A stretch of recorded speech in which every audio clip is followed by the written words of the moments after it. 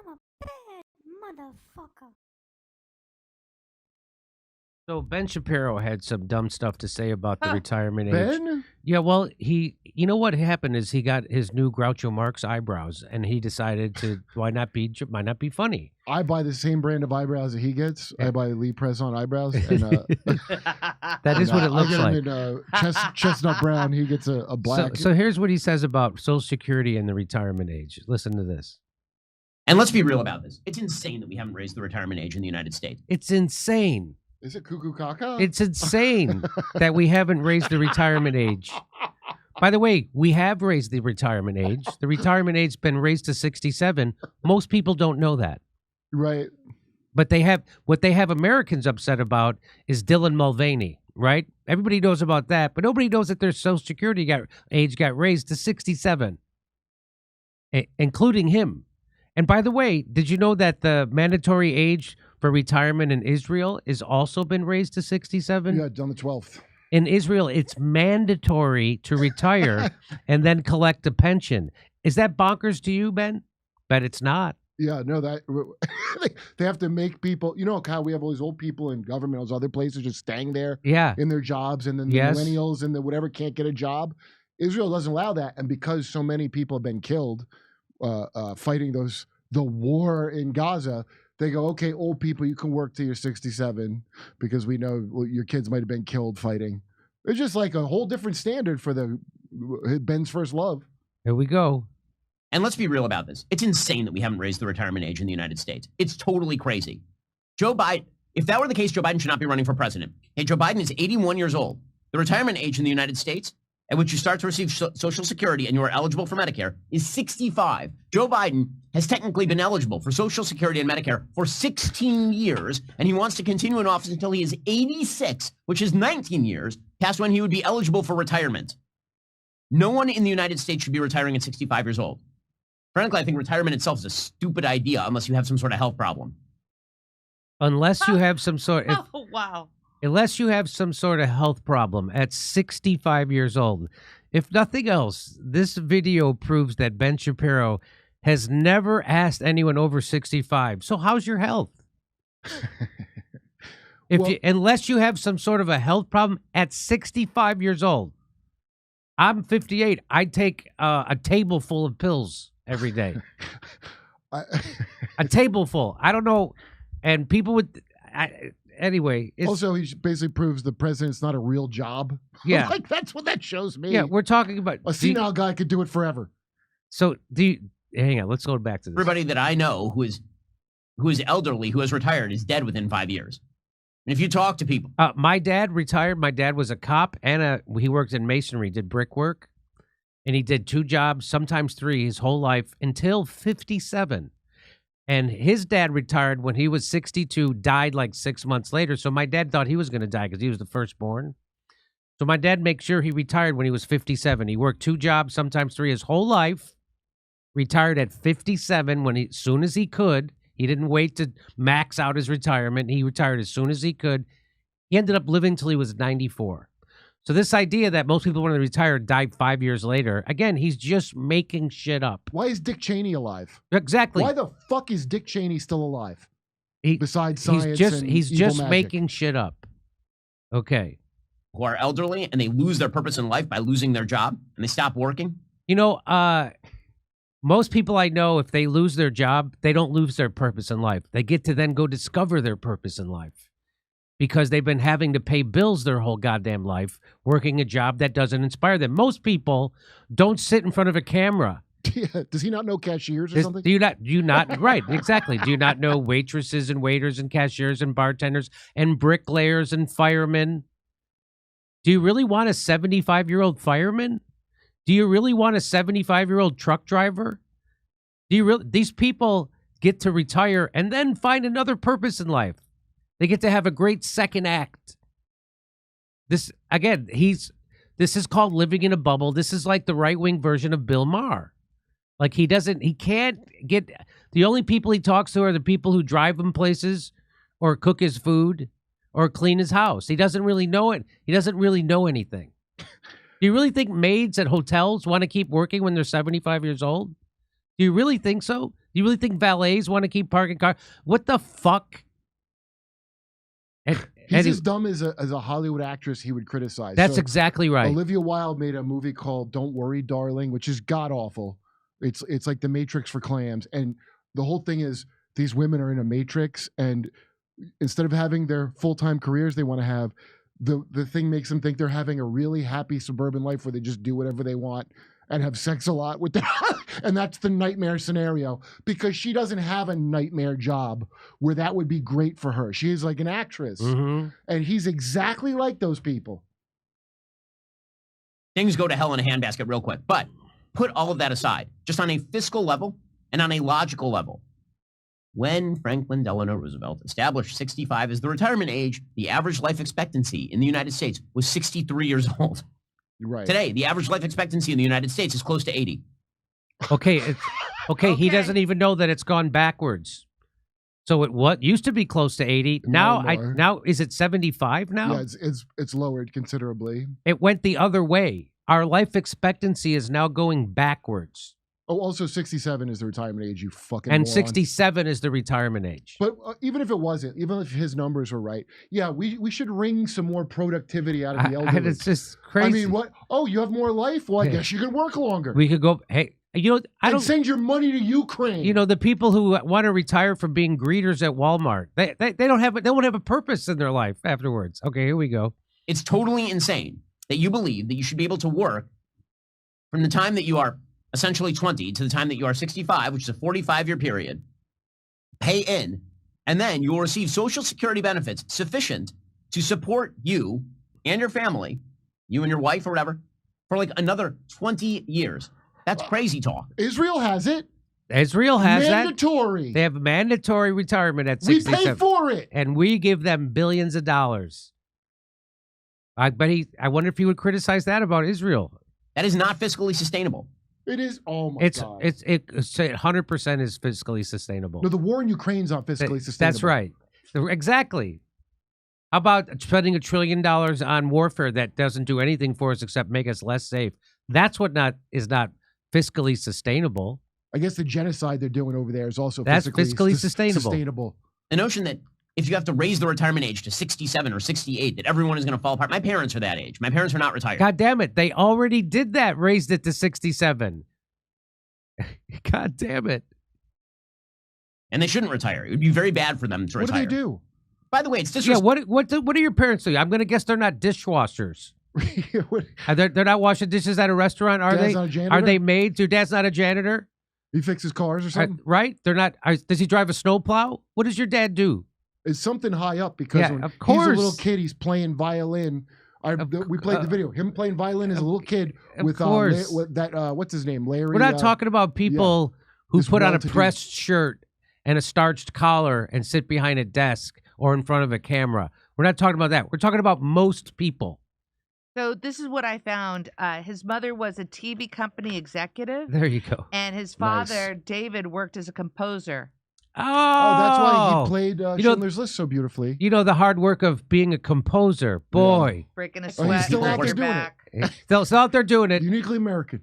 67, 68, 69 years old to suggest that they are in the same shape as people who were 65 were in 1940. It's not true at all. Have you met a 65-year-old lately? Have you? 65-year-olds are not old in the United States. They're not. And they should be out there shoveling snow, digging ditches, driving trucks, washing dishes. Until they die. And laying bricks. You want a 65, 70-year-old bricklayer? What? Why is this even coming up like money's an object suddenly when it comes to this? I love that. Oh, we got to fiscally, we're going to be responsible. All of a sudden, we got to have all this responsibility when they spend the money on you. That's right. That's exactly right, Kurt. That's like a line right out of my act. 68-year-olds are not old in the United States. Again, Joe Biden thinks he's not old, and that dude is... Says the 40-year-old guy. I feel old. I feel old. Listen to him. I know. It says the 40-year-old guy sitting in front of a camera. For president again, and that dude actually is old, and he's 81. I failed to see how a country in which our entire leadership class is 80 plus is telling you that we should have a retirement age of 65. It makes no sense at all. Are you? The answer's not get rid of them. It's you work longer. So Chuds of TikTok says Ben Shapiro is immediately wrong in this clip, and it invalidates the rest of his arguments. Ben, the current age of retirement for you to receive Social Security is 67. It's already the law. This is literally your job to know this stuff. It used to be. It used to be. Yeah, just keep working at your life forever. Never. It's absolutely crazy. Just keep. Grandma, get out of that wheelchair and go work at Costco. Remember that old lady that we covered her? She's a flight attendant because she has to take care of her adult handicapped son. That's right. She's like 76. Yes. I mean, if I had to be on my feet in a plane, I can't even sit in a plane and be okay. I mean, this is amazing. So, Ben, you know that guy's never done, man. You ever drive a forklift? You want 70-year-old guys in warehouses driving forklifts, stacking pallets? I did that work. I think I hate Harvard grads. I think I hate them. Hang on. Ben Shapiro's sociopathic argument for slashing Social Security is what all wealthy donors and bought politicians believe, openly or not. They will gladly work us to death unless we stop them. Yeah, Ben, you didn't know AI was going to replace all the people and then we're going to be the useless class? You're not familiar with that, Ben? Because he's on board for all that shit. Did you know your purpose in life is to work? I didn't know that. Thank you, Ben. You know, that's your purpose in life. If you want to do that, you should be able to do it. You shouldn't be forced to do it because you'll be in the street at 67. So here's what Donald Trump has to say. Donald Trump kind of agrees with him. Have you changed your outlook on how to handle entitlements, Social Security, Medicare, Medicaid, Mr. President? It seems like something has to be done, or else we're going to be stuck at 120% of debt to GDP forever. So first of all, there is a lot you can do in terms of entitlements, in terms of cutting, and in terms of also the theft and the bad management of entitlements, tremendous bad management of entitlements. There's tremendous amounts of things and numbers of things you can do. So first he says cut. He doesn't say, but first he says that you can cut it. And then he says, we'll manage it better. So at least that's a little bit of a better... I'm into managing it better. We'll cut down the waste. That'll be great, but cut out some other waste first. How about that? So when people say they want to, Social Security is going to be insolvent, you hear a lot of people say that, right? You see a lot, I hear a lot of libertarians say that, well, Social Security is not going to be there for kids. Okay, do you know why? First of all, it is. Second of all, if you're a billionaire, and you stop paying you don't pay 6%. So most people pay like 6% Social Security tax. Well, if you make over $160,000, that stops. You don't actually keep paying in over $160-something thousand. So a millionaire actually ends up paying about 1% of their income into Social Security, whereas everybody else pays about 6% into Social Security. Do you see? So now if you get rid of that, then Social Security completely solvent without doing anything for the next 75 years. So if you just have billionaires pay the same exact rate as and millionaires pay the exact same rate as everyone else, then for the next 75 years, which I bet our planet's not going to be here in 75 years, so Social Security will be here till the end of the planet. Put a powdered wig on them and those knee socks and put their heads in a goddamn guillotine and go, hey, do you want to chip in or what do you want to do for the French way? That's what I advocate. That's what I have. So people don't know that. People don't know that after your income hits $165,000, you don't pay into Social Security anymore. They don't. So if you make $1 million, you're done paying into Social Security by March. Every year, you're done. You don't pay. Whereas everyone else pays 6% of their income for the whole year. So if you just shitbomb country this so is, if you just the richest people in the world pay in the least. So if we got rid of that and we made it, they have to pay in just like everyone else, then we wouldn't have. So that idea that Social Security isn't going to be solvent, won't be. It's all a lie. Okay. You know, he didn't say that shithole country thing. I don't believe he did. Someone claimed that. But America's the shithole. We are the shithole country. We are the shithole country. Go take a fucking look around if you don't believe me. So Biden-Harris headquarters, which I hate this Twitter account. Yeah, great idea with the devil eyes on Biden. But they said MAGA supporter Ben Shapiro calls for raising the retirement age or ending retirement altogether, echoing Trump's plan to cut Social Security. Frankly, I think retirement itself. By the way, the cutting Social Security is bipartisan. Yeah. Joe Biden is in favor, because I'm going to show you in a second. Yeah. And you heard what Trump just said. He thinks retirement's stupid, by the way. The fake Biden, that's not obviously him. So this guy says, this guy who's, I guess he is MAGA, this guy says, Ben Shapiro does not speak for Trump and the MAGA movement. President Trump has made it crystal clear that he will not cut Social Security and Medicare. All Biden does is lie. So that's not Biden, by the way. So obviously. So I just played you what Trump said. He sounds a little wishy-washy on that. He said, yeah, you could cut Social Security and Medicare. He said it. And then he said, well, you could manage it. By the way, I think retirement is a stupid idea. Why is Biden, the senile guy, supposedly saying that to me? So you're not a good guy to advertise not retiring. Your brain doesn't work. So here's Biden in 2018. Here's what he said. Paul Ryan was correct. When he did the tax code, what's the first thing he decided we had to go after? Social Security and Medicare.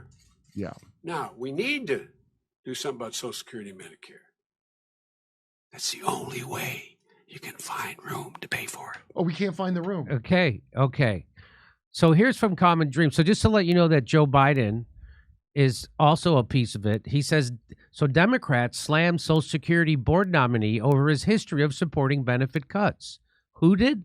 Democrats in the U.S. Senate Finance Committee raised alarm Wednesday over the nomination of American Enterprise Institute senior fellow Andrew Biggs to serve on the Social Security Advisory Board, pointing to his long record of supporting and who recommended him to it? President Joe Biden. In 2022. He nominated him in 2022 and then renominated him last year following the end of the 117th Congress. In all fairness to Mr. Biggs, his views are not extreme outliers, Elizabeth Warren said. His plan is Republicans' plan. Well, Republican policymakers have spent years trying to undermine Social Security by pushing to reduce benefits, raise the retirement age, and cut payroll taxes that keep the program alive. And that's the guy that Joe Biden recommended for the Social Security Board. So keep gibbering about capitalism, how the only alternative is communism, and so we have a good. This is unbelievable. And by the way, why not you? How about this? Because it's so tight in the budget. Why don't you do what you do for all the other things that nobody fucking wanted and sneaky earmark it into a bill and pretend like you didn't, just like you did with the border bill. That's right. And then have the media go, "What? Don't you want to fix the border?" But really, they're saving Social Security secretly in there. Why don't you do the shit you would do for Ukraine or Israel? How about that idea? Over to Steph. Okay, thank you, Jimmy. I keep telling people it's so much easier for any sort of law enforcement to invent criminals and frame people to get a bigger budget than it is to actually arrest criminals using good evidence. The FBI is actually worse than the regular cops with that. Right. They're actually worse.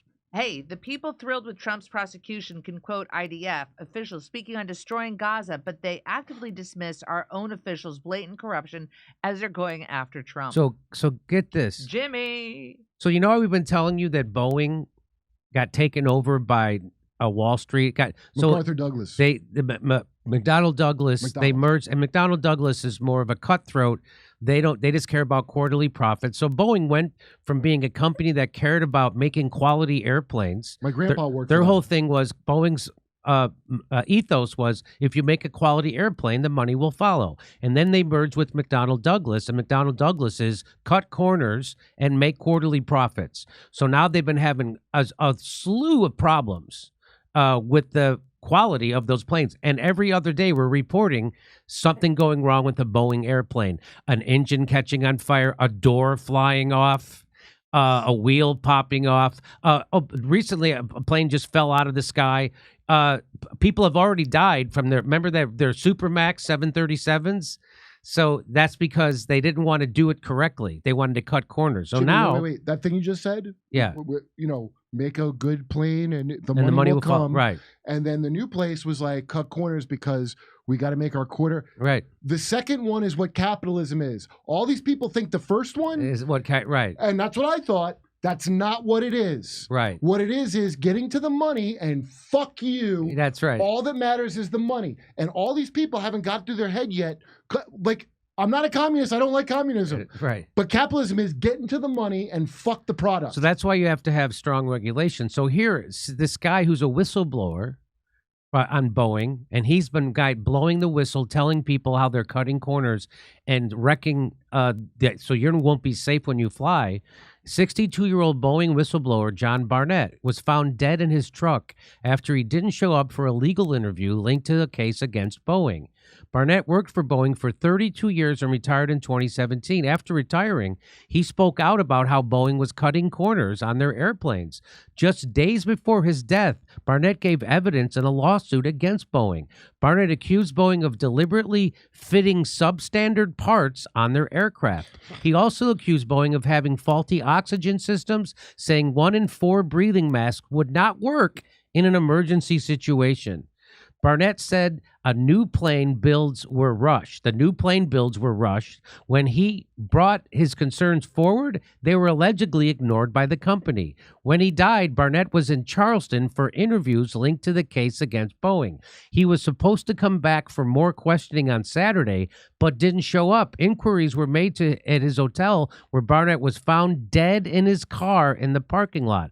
I guess he shot himself in the head twice. Police are investigating Barnett's death, but say he died from a self-inflicted wound. I don't think he did. He was so depressed he didn't want to keep talking about Boeing. He didn't want to keep. Is that it? He wanted to die without really fucking them. Right. Fuck you. The video below was a recent interview Barnett had with TMZ. Here's his interview. One, this is not a 737 problem. It's a Boeing problem. And I know the FAA's gone in and they've done due diligence and inspections to assure that the door plugs of the 737 are installed properly and the fasteners are torqued properly. But my concern is, what's the rest of the airplane? What's the rest of the condition of the airplane? And the reason my concern for that is back in 2012, Boeing started removing inspection operations off their jobs. So it left the mechanics to buy off their own work. So what we're seeing with the door plug blowout is what I've seen with the rest of the airplane, as far as jobs not being completed properly, inspection of steps being removed, issues being ignored. My concerns are with the 737 and the 787, because those programs have really embraced the theory that quality is overhead and non-value added. So those two programs have really put a strong effort into removing quality from the process. When I first started working at Charleston, I was in charge with pushing back defects to our suppliers. And what that meant was I'd take a group of inspectors and actually go to the supplier and inspect their product before they sent it in. Well, I'd taken a team of 4 inspectors to Spirit Aerosystems to inspect the 41 section before they sent it to Charleston. And we found 300 defects. Some of them were significant that needed engineering intervention. When I returned to Charleston, my senior manager told me we had found too many defects and he was going to take the next trip. So the next trip he went on, he took 2 of my inspectors. And when they got back, they were given accolades for only finding 50 defects. So I pulled that inspector aside and I said, did Spirit really clean up their act that quick? That don't sound right. And she was mad. She said, no. Said the 2 inspectors were given 2 hours to inspect the whole 41 section and they were kicked off the airplane. So the FAA is supposed to be there doing their job, and it doesn't seem like they are. The whistleblower death compounds bad news for Boeing. The death of has renewed attention on the aerospace giant's long history of facing allegations from inside the company and from regulators of the kinds of quality control issues that came to light after a piece of an Alaskan airline jet fell off mid-flight in January. Almost a decade ago, the company entered into a wide-ranging settlement with the FAA, in part over potentially dangerous debris left on Boeing jets, such as metal shavings and tools. Fatal crashes in 2018 and 2019 triggered other whistleblowers to come forward to Congress to allege that relentless production schedules were causing safety and quality risks at Boeing plants. And the January 5th Alaska Airlines incident, which investigators said was caused by faulty installation of a door plug, has prompted a Justice Department investigation as well as fresh concerns from the FAA, which gave the company 90 days to fix numerous quality control issues discovered during an audit. Boeing weathered a deep. So now, there's a lot of people I saw. I saw Dave Rubin on Joe Rogan say, "You don't need regulators. Everybody has a cell phone now. They can take a picture of everything." Oh yeah, the market will fix it after I crash and die. The market will fix it. Hey, that's not. We'll do it with pharma too. You don't need regulation. You just people will learn when they get poisoned what their bad drug is. But the drumbeat of bad news. So Boeing weathered a deep crisis after the crashes, which killed 346 people. But the drumbeat of bad news since then, which spiked with the... Can you get rid of Kurt's thing? No? But the drumbeat of bad news since then, which spiked with the January blowout, has significantly undermined the reputation of the aviation giant, one of only two major manufacturers of airliners in the world. And so it's Boeing and Airbus. Mm-hmm. So if you can fly in an Airbus plane, you should fly in an Airbus plane. I'm going to go... Now, I've made flights... I fly American. That's mine. So I'm going to see if they have any Airbus going to Europe, because I already booked it, and it's a goddamn Boeing plane, and I have to see if I can switch it. The fallout from the Alaska Airlines incident is now stretching into a third month, with little prospect that the scrutiny from regulators, safety investigators, and now federal prosecutors will let up soon. So now their stock price is supposed to go down. Is it not? It's supposed to. I think it's gone down. Can you check, see if Boeing's stock price has gone down? Boeing said in an early Tuesday statement that it was taking action based on the FAA's audit findings and putting together a comprehensive action plan to strengthen safety and quality and build the confidence of our customers and their passengers. We are squarely focused on taking significant demonstrated action with transparency at every turn, the company said. Yeah, I bet. Investopedia said Boeing's stock tumble is just the latest example, and that was started in January 9th. And then as recent as February 13th, Boeing stock down, and that's Investors Business Daily that's saying that. Back to Jimmy. The underlying cause of problems on Boeing's production lines are not clear. I think it's clear. But analysts and some former employees point to pressure to meet delivery schedules and, more recently, workforce turnover during the coronavirus pandemic. Over the years, former company employees have come forward with concerns about what they viewed as sloppy work at Boeing plants. The Senate Commerce Committee documented many of those issues in a December 2021 report after the Supermax crash. Remember the MAX, the 737 MAX crashes? That was based on the accounts of 7 whistleblowers. 7 whistleblowers. The whistleblowers included Ed Pearson, a former manager at the 737 factory, who alleged an unusual number of quality control problems at a plant under relentless schedule pressure. In the wake of Alaska incident, even minor incidents involving Boeing planes have drawn outsized attention. What are the minor? This article never mentions what the minor incidents are. What, a wobbly wheel on a drink cart? Or maybe malfunctioning restroom paper towel dispenser? Or how about a wing falling off mid-flight? That would be a minor incident? What do you mean minor? So too did the death of John Barnett, the former employee who was discovered March 9th with what appeared to be a self-inflicted gunshot wound. You goddamn know that's not what happened to him. Now, Jimmy, maybe it's good that he died, because I don't know if you know, but Boeing is in charge of rushing smart bombs to Israel and the IDF and rushing weapons to Israel. Oh, really? In fact, they've been having a lot of protests. Somebody just got arrested for blocking the entrance to Boeing. Oh, so really? If this guy, if these now I'm just speculating here, but if these safety concerns are made a big deal of now, it's not a good time. Israel's in a fight for its life. And I would say Israel, especially the Mossad or CIA, anyone, is well within their rights to do whatever they got to make sure Israel's okay, because we got to get those weapons through Boeing to Israel. How much you want to bet that's connected? I bet you. I bet you. Yeah. How much you want to bet? I bet you because it suddenly is. a guy shot in the head for revealing that Boeing sucks. Yeah. Why would that even happen? Oh, because they're really important.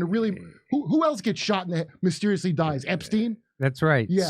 So get this. At some point after transferring from Washington to Boeing's 787 plant in South Carolina in 2010, Barnett, the guy who they say just shot himself in the head, Barnett, 62, he filed a complaint with the FAA about metal shavings being left inside 787 jets during manufacturing, where they could sever electrical wiring. In 2017, the agency issued a directive requiring that those shavings be cleared out before the jets could be delivered to customers. The FAA said Tuesday that the agency could not provide additional details without a Freedom of Information Act request. Yeah, so that's your FAA not working for you.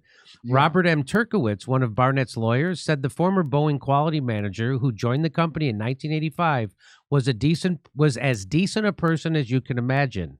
He had high integrity, he was honest, and he was as dedicated to making air travel safe.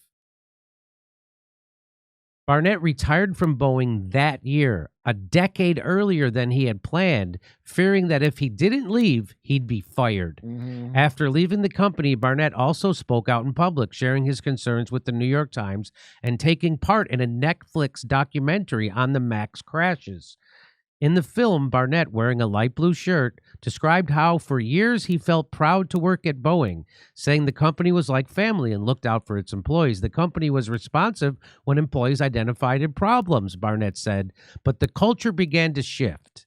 So every time I'd raise my hand and say, hey, we got a problem here, they would attack the messenger. Mm-hmm. In that complaint, Barnett alleged that that the company punished him for raising concerns about production issues. Boeing denied that it retaliated against Barnett.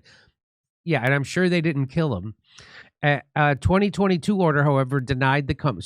And that sought to dismiss his claim. So Boeing filed the thing to dismiss his claim, but in 2022, they denied the company's motion. When he failed to show up on Saturday at 10 a.m. for the final day of depositions in the case, and didn't answer his cell phone, Turkowitz said the hotel employees checked his room and then the hotel parking, finding his distinctive orange pickup truck was still parked there. We are shocked and devastated by what happened. As a lawyer, nothing prepares you for something like this. Keeping planes free of left-behind tools and parts has been an ongoing issue for the company and was part of the reason for a 2015 settlement between Boeing and the FAA. It involved the company paying $12 million in penalty and agreeing to make significant changes to its internal safety system and practices. How much you want to bet they didn't make any, even slight changes? The problem was not eliminated because in 2019, the Air Force paused deliveries of Boeing-made tankers over concerns about debris in the planes. In 2020, with MAX fleet still grounded after the crashes, Boeing disclosed that debris had been in the fuel tanks of undelivered jets. Mm-hmm. Two safety issues disclosed in recent days could point to other problems at the company, although both are in the early phases. Hey, guess what? Are you tired of getting a surprise when you see your cloud service bill every month? Are you? Well, our friends at Rumble have done it again. The new Rumble cloud services are coming this spring. So if you need a cloud service, Rumble's now offering a cloud service, and they've built the cloud for the parallel economy. The disruptive Rumble cloud pricing model will blow away the big tech clouds and big savings and more predictable budgeting. And like Rumble Video, you don't have to worry about cancellation on the Rumble Cloud. Remember how they canceled Parler? You don't have to worry about that on the Rumble Cloud. Exclusively for friends of Rumble, sign up today at friends.rumble.cloud and receive 30% off the first 3 months of your cloud compute subscription, which will be available for purchase later this quarter. Rumble, I hate to advertise something that's not available right now, but here we go. Rumble Cloud Services are the essential cloud services you need for any size business to innovate and grow. Head to friends.rumble.cloud and sign up today.